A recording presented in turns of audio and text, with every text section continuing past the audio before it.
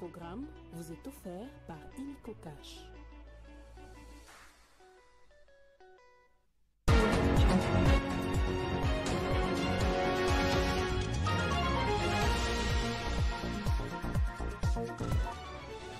Réforme judiciaire, le président de la République a échangé avec les acteurs de ces secteurs, notamment le ministre de la Justice et le président de la Cour constitutionnelle.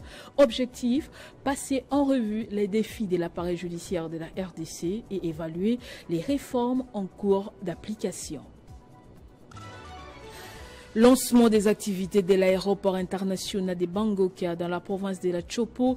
Le chef de l'État, Félix-Antoine Tshisekedi, est attendu à Kisangani ce mercredi pour cette inauguration. Sur place, le décor est déjà planté avec l'arrivée de plusieurs membres du gouvernement. Présumé détournement des fonds, l'inspection générale des finances a saisi la direction générale des migrations pour interdire toute sortie du territoire national à Antoinette Kipoulou, ancienne ministre de la formation professionnelle, Michel Kabé, directeur général du groupe Agimex Essarel, et Daniel Madimba, ancien ministre de l'enseignement supérieur et universitaire et directeur général de la société Chamaya Compagnie Service Essarel. Impact du VIH-Sida sur la population. Le ministre de la Santé a présenté ce mardi la CODFIA. Il s'agit d'une enquête auprès des ménages quinois qui permettra au gouvernement d'évaluer la prévalence du virus dans la popote congolaise des adultes d'au moins 15 ans. Nouveau journal sur Télé 50, bienvenue à tous. Magistrat suprême, le président Félix-Antoine Tshisekedi a reçu ce lundi à la Cité de l'Union africaine le ministre d'État, ministre de la Justice Constant Moutamba et le bureau du Conseil supérieur de la magistrature qui dirige Dieudonné Kamuleta, président de la Cour constitutionnelle. Cette rencontre de plus de 3 heures avec les animateurs du secteur judiciaire en République démocratique du Congo avait pour objectif de passer en revue les défis de ces secteurs au pays et d'évaluer les réformes en cours d'application. Pour Dieudonné Kamuleta, président de la Cour constitutionnelle, il était question d'échanger autour de toutes les questions qui touchent la nation congolaise et particulièrement la justice, à la justice en vue d'améliorer l'administration de cette dernière. Le magistrat suprême nous a dicté des orientations précises pour voir dans quelle mesure améliorer la manière d'administrer notre justice au bien ou pour le mieux de notre peuple, a affirmé pour sa part le ministre de la Justice. Séjourna déjà Kisangani pour préparer l'arrivée du président de la République pour le lancement des activités de l'aéroport de Bangoka dans la province de la Chopo. Le ministre des Finances, Doudou Famba, va également échanger avec les responsables des régies financières locales en vue de stimuler la mobilisation des recettes publiques dans une province riche en ressources mais souvent sous-exploitées. C'est très tard dans la soirée que le ministre des Finances, Doudou Famba Likunde Libotai, a foulé le sol Tchopolé en provenance de Kinshasa, accueilli en digne fils du territoire par une foule en liesse et satisfaite de la rigueur imprimée dans la gestion des finances publiques. Doudou Famba Likunde a précédé le président de la République Félix-Antoine Tshisekedi Tshilombo, vivement attendu par les Tchopolais pour inaugurer l'aéroport de Bangoka, moderniser et évaluer l'état d'avancement des travaux de construction des différentes infrastructures publiques dans ces coins du pays. Au dernier conseil des ministres, le gouvernement a fait rapport sur l'évolution des travaux de l'aéroport de Bangoka, de la route menant vers le centre-ville et des différents travaux de voirie qui sont en train d'être réalisés pour l'instant. Le chef vient voir de ses propres yeux l'évolution de ces travaux, mais également la problématique de l'énergie.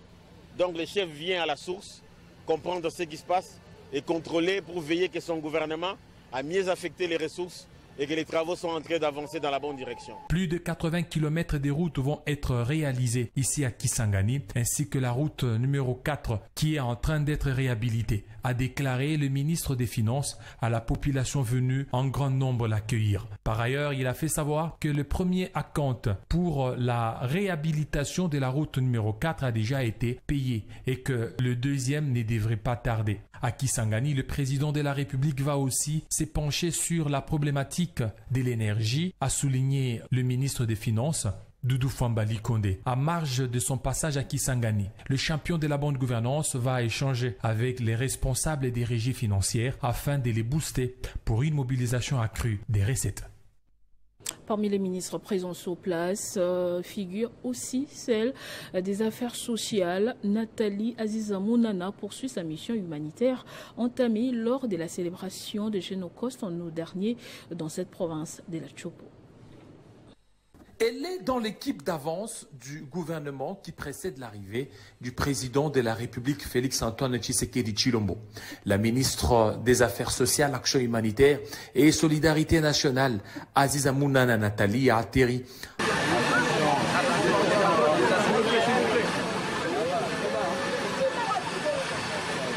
En fin d'après-midi de ce lundi à l'aéroport de Bangoka. La nouvelle de son arrivée a mobilisé plusieurs femmes en situation sociale délicate. Les femmes militaires, les veuves et les orphelins débordent de joie. La dernière fois que la ministre Aziza Mounana Nathalie était à Kisangani pour la célébration du Génocoste en août dernier, elles avaient bénéficié d'un soutien substantiel. Elles attendent donc beaucoup de cette venue, surtout qu'elle intervient en prélude de l'arrivée du chef de l'État Félix Tshisekedi. Bon, topesi na nous merci na boye ya maman ministre na biso. Biso toye ko représenter ba maman militaire nyonso ya province ya Chopo. Na boye ya maman Aziza toye na nous ko kanisa tango liboso ayaki awa. Asangisaki biso nyonso ba maman na kanketele ba maman ya la police, biso ba maman ya ba soda. Maman aselaki biso ba action. Apesi biso ba instrument otoki kosala nango bilanga. En tout cas, geste wana emarkaki biso mingi. Na yango nde sikoyo toye lisusu lokola toyebi ke mokonzi ya mboka azoya, mama ye aza molobeli na biso po ete makambo oyo biso toza nango ezotala social ya basi ya basoda na bana na biso na baveuve na baorphelin, mama nde akozala molobeli na biso epai ya papa kasi po ete situation sociale na biso ebonga. Maman baza déjà sensibilisé. Biso lokolo moni biso toza nde échantillon. Maman mususu baza libanda baza oboya nde pona sécurité aéroport mais toye ebele. Maman misusu batikali libanda mais kasi mukolo chef de l'État koya en tout cas toyebi ndenge nini ekozala te potokota awa. Le peuple d'abord, c'est aussi soutien à ces femmes et enfants en situation de précarité. Aziza Mounana devra être la porte-voix auprès de la première ministre Judith Suminwa et du président de la République Félix Tshisekedi pour que des solutions pérennes soient envisagées.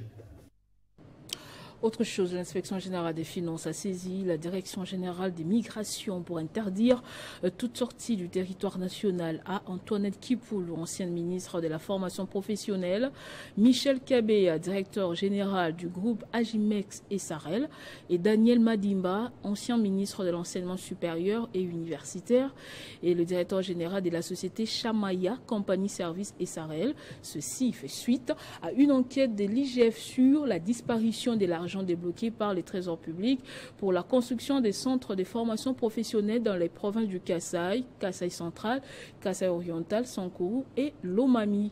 Une somme de plus de 5 millions de dollars avait été débloquée pour la construction de ces infrastructures.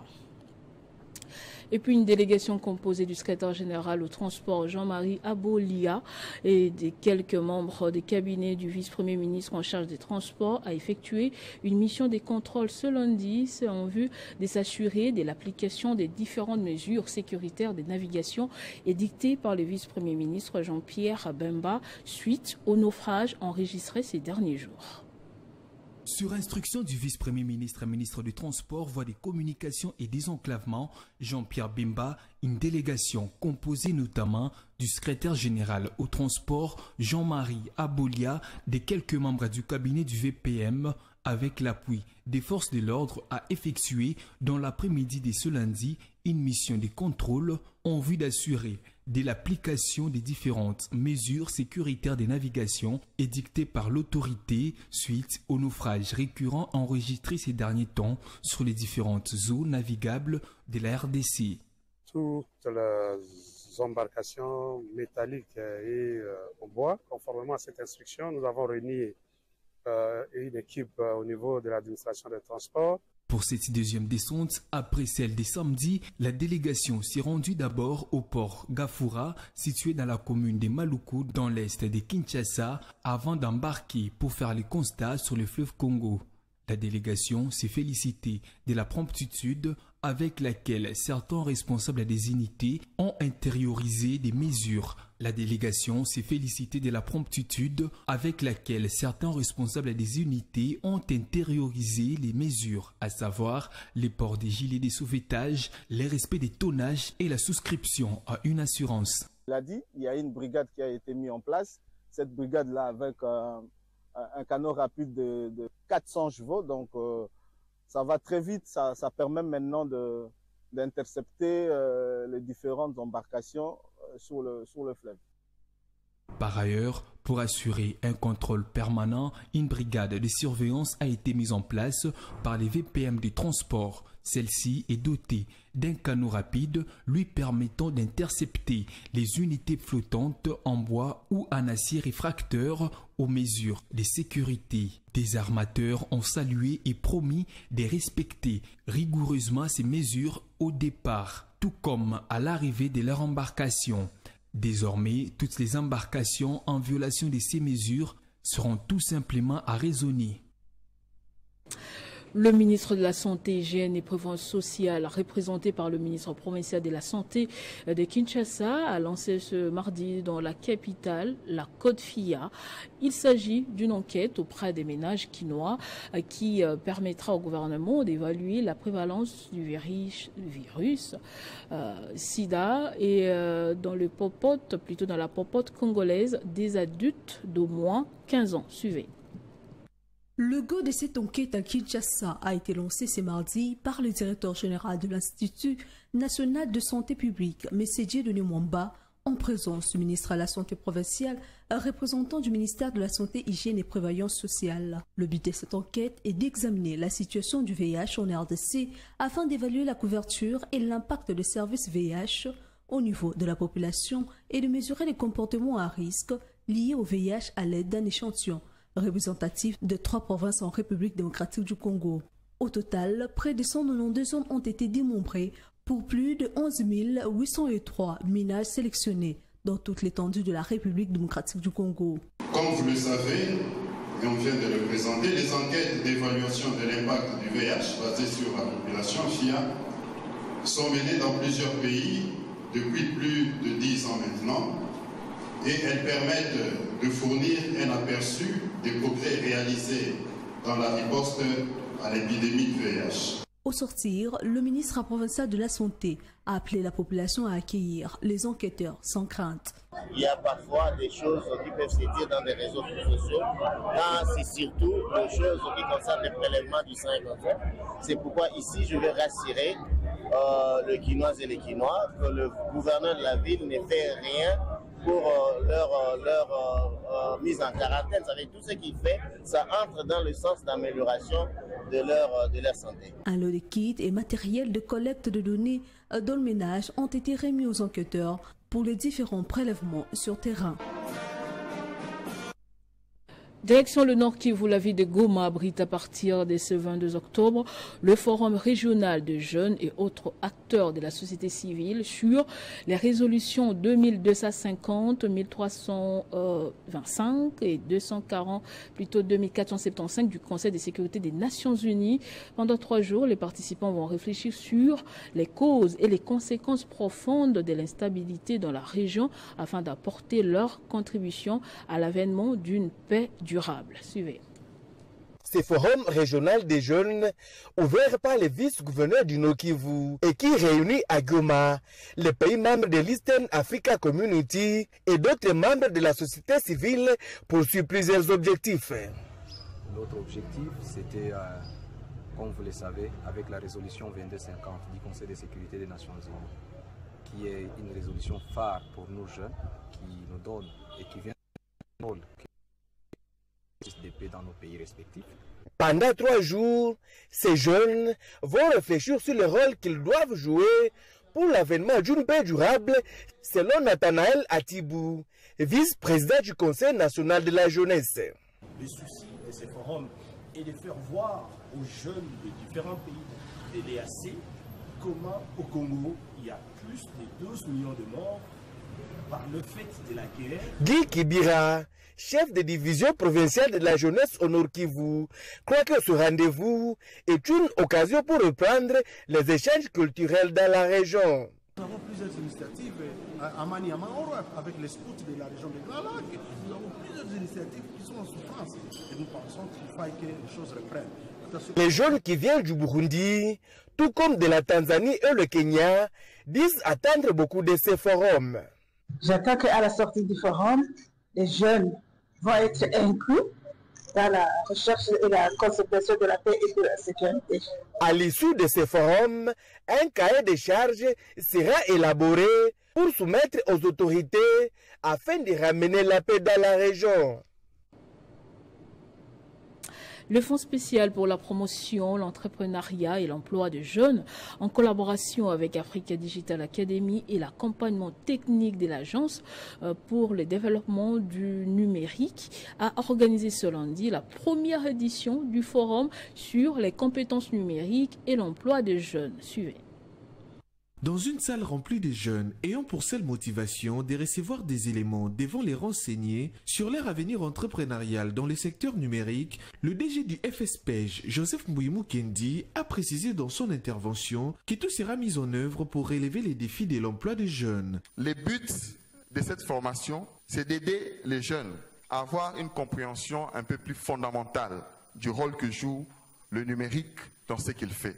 Il est temps que la République démocratique du Congo, les partenaires ici présents, puissions avoir conscience du développement du numérique dans notre vie quotidienne. Prenant part à cette grande messe juvénile, la ministre de la Jeunesse et de l'Éveil patriotique, Noéla Ayeganagato, a invité les jeunes à s'approprier pleinement les outils numériques pour être favorables au marché de l'emploi. Je reste engagée à multiplier les efforts pour que le FSPEJ soit à mesure de travailler en faveur des jeunes Congolais à travers la matérialisation de ces missions. Chers jeunes, vous qui allez recevoir les brevets certifiant la formation bénéficiée, je n'ai aucun doute que les compétences vont élever vos connaissances afin d'accélérer et d'accéder à vos futurs emplois. Après les différents discours, il s'en est suivi 2 panels sur l'emploi et le numérique animés par des experts. Pour inciter d'autres jeunes à être motivés dans l'apprentissage des notions du numérique, 37 jeunes ayant brillamment achevé la formation en digital et métaverse organisée par les fonds spéciaux pour la promotion, l'entrepreneuriat et l'emploi des jeunes et Africa Digital Academy ont reçu leur certification des mains des autorités présentes, dont la ministre de la Jeunesse. Le forum sur les compétences numériques et l'emploi des jeunes s'est clôturé par l'adoption d'une feuille de route ambitieuse et pleine d'actions pratiques lues par le DGA de cette institution publique, Roderick Victor Nyangui.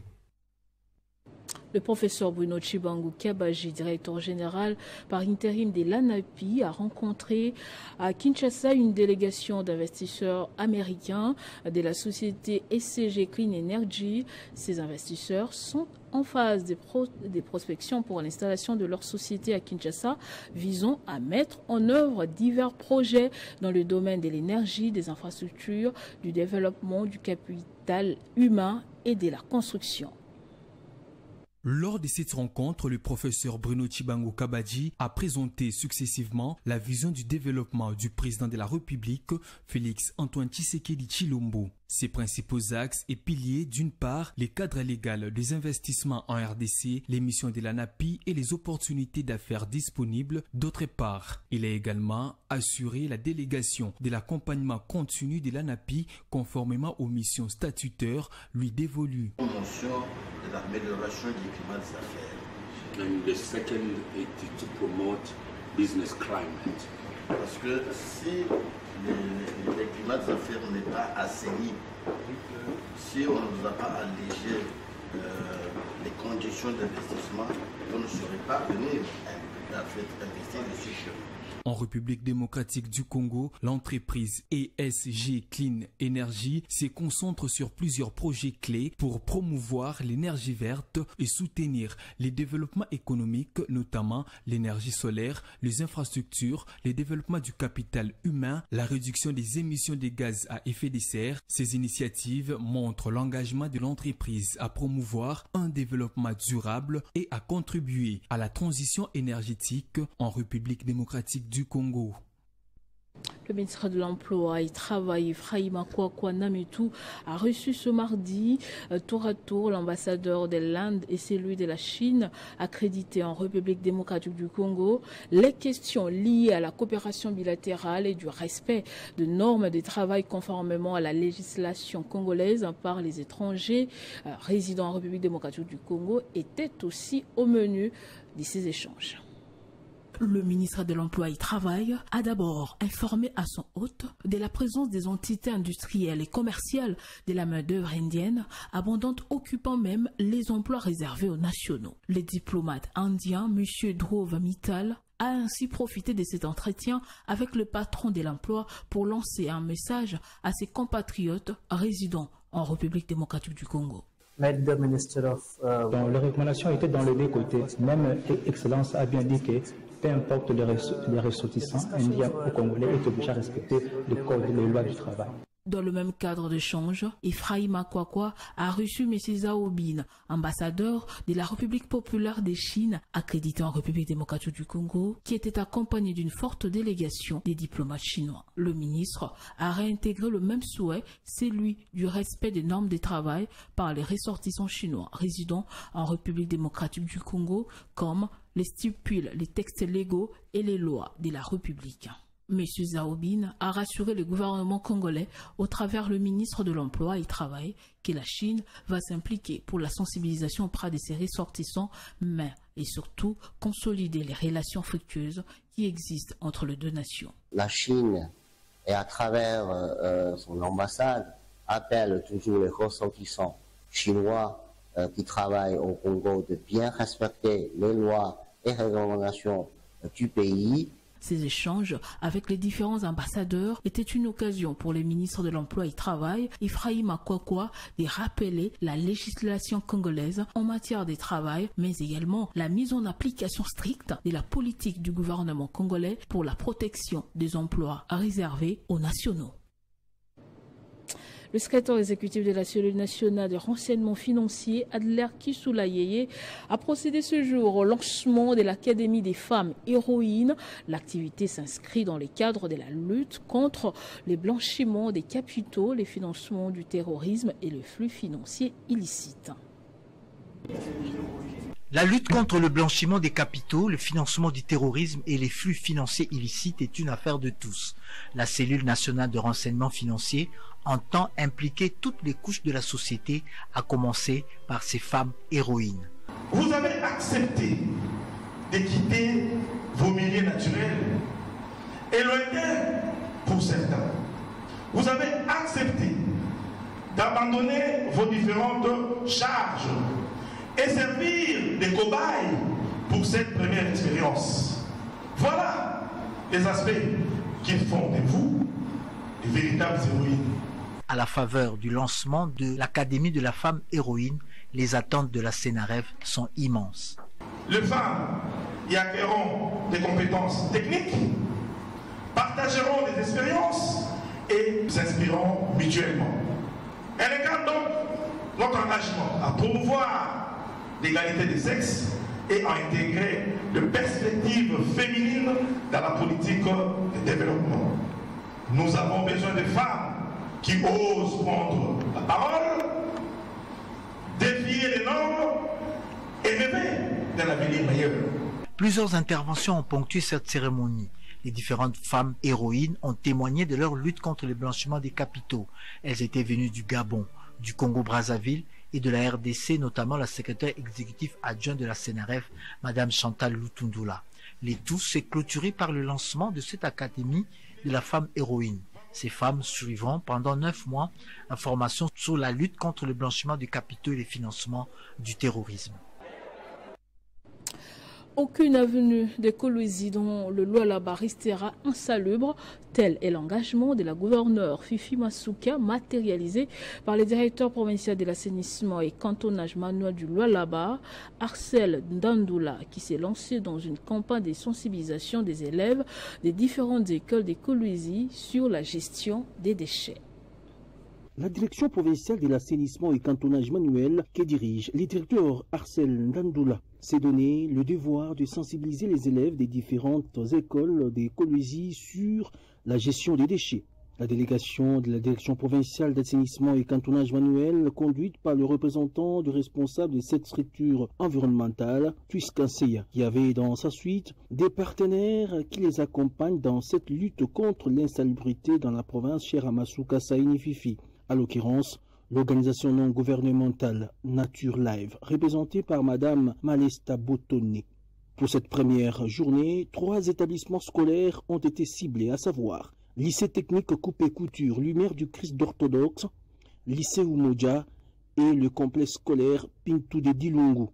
Partout où ils sont passés, le message était simple face aux écoliers. La méthodologie et la gestion des déchets. La matière a été bien assimilée.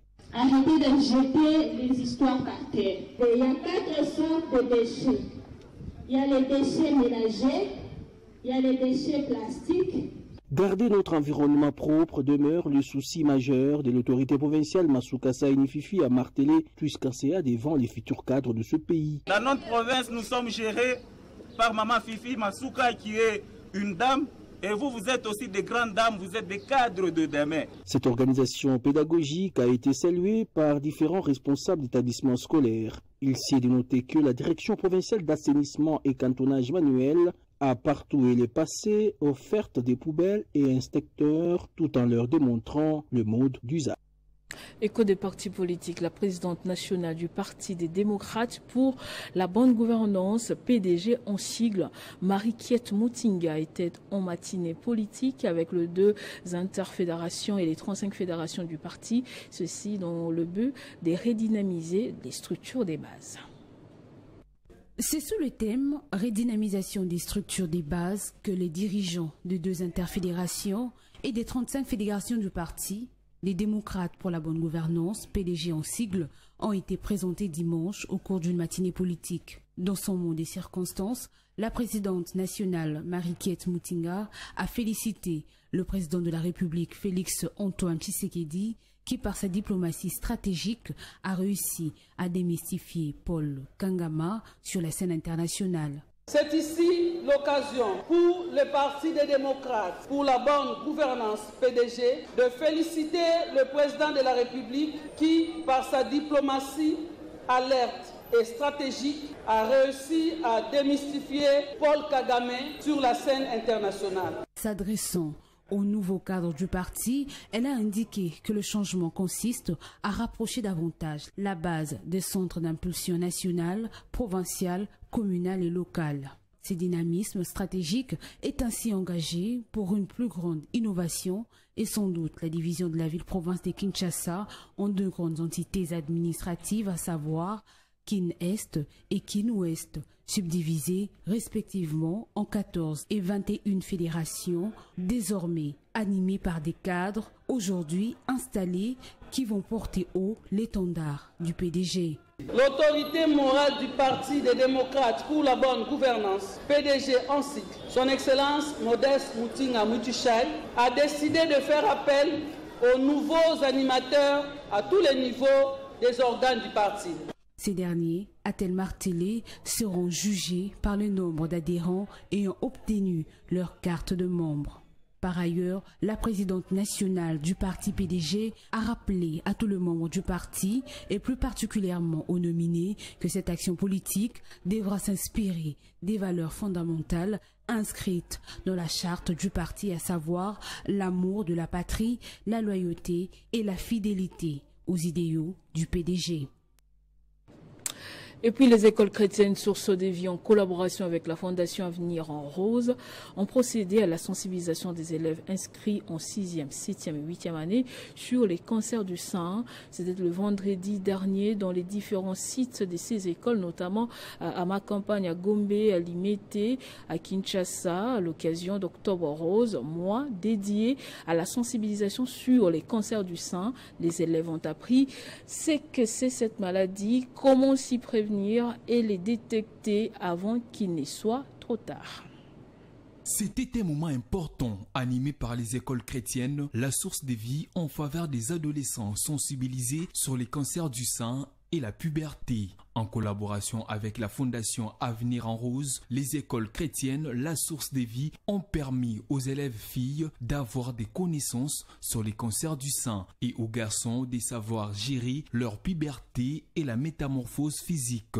C'est à l'occasion d'Octobre Rose, mois dédié à la sensibilisation sur cette maladie. Les autorités des différents sites de cet établissement scolaire, de la Gombe à Limete, en passant par Makampagne, ont fait un mot de bienvenue puis la présentation de cette journée culturelle qui a pour but d'informer ces adolescents sur les cancers du sein autour du thème « Et si on parlait ?» Dans son speech, le docteur Tiffany Kayembe, assistante à la faculté de médecine à l'université de Kinshasa, a passé en revue toutes les informations nécessaires sur les cancers du sein, tout en relevant l'importance de la sensibilisation des adolescents afin de réduire les taux de mortalité de ces fléaux.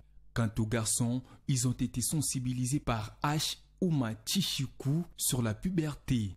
Il a relevé quelques changements qui s'observent durant la puberté d'adolescence, tels qu'au niveau du sexe, la voix qui devient grave, la présence des poils, tout il y a nécessité d'apporter beaucoup de lumière quant à ces. Tes élèves filles ont des collègues garçons. C'est comme ça on s'est dit, allez, pourquoi laisser les garçons apprendre, or ils peuvent aussi apprendre quelque chose. C'est quoi? Parce que les garçons peuvent apprendre aussi comment gérer la puberté.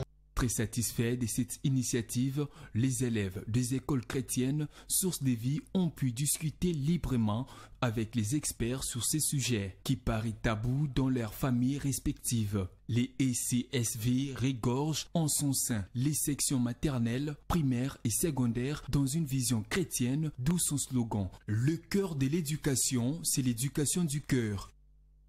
En mode de religion, dans ce journal, dans une déclaration rendue publique ce mardi, l'église centre des réveils spirituels de l'évangéliste Claude Kabundi Walesa annonce des poursuites judiciaires contre des détracteurs qui ternissent l'image de cet homme de Dieu en divulguant des propos diffamatoires et mensongers. Les CRS dénoncent également la tentative d'assassinat dont est victime son représentant légal. Plus de détails dans ces propos requis.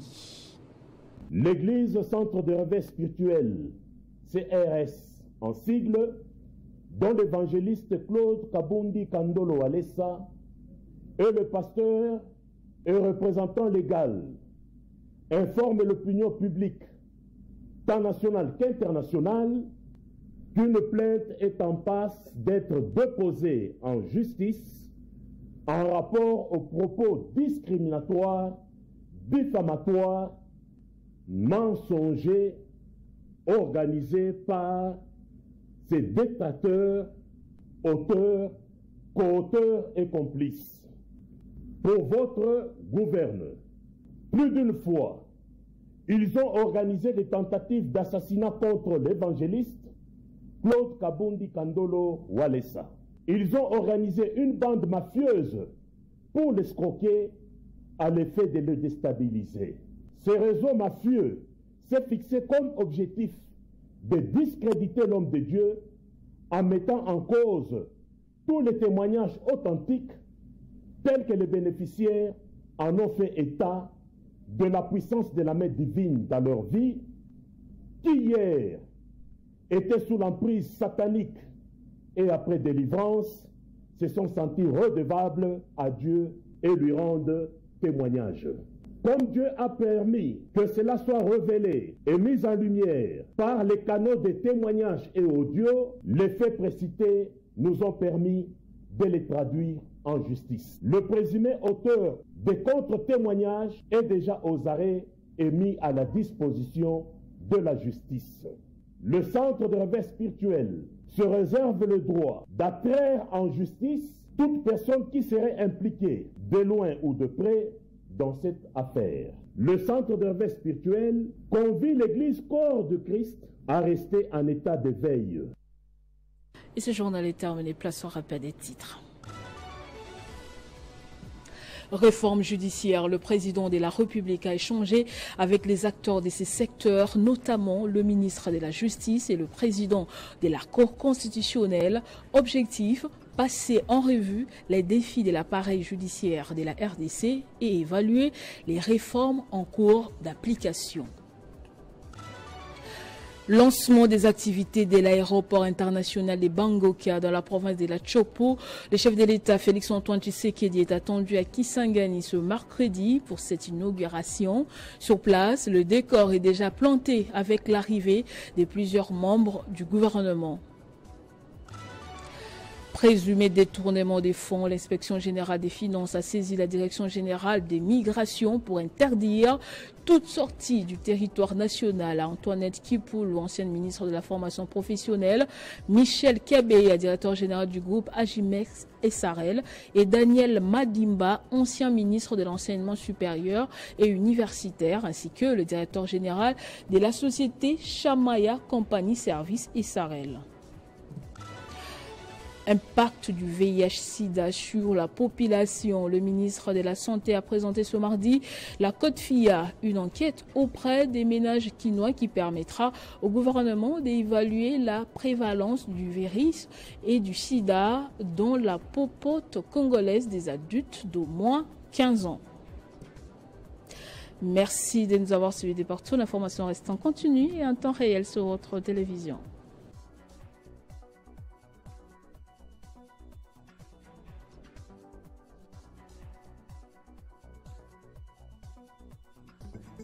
Retrouvez toute l'actualité en continu sur www.tele50.cd. Ce programme vous a été offert par Illico Cash.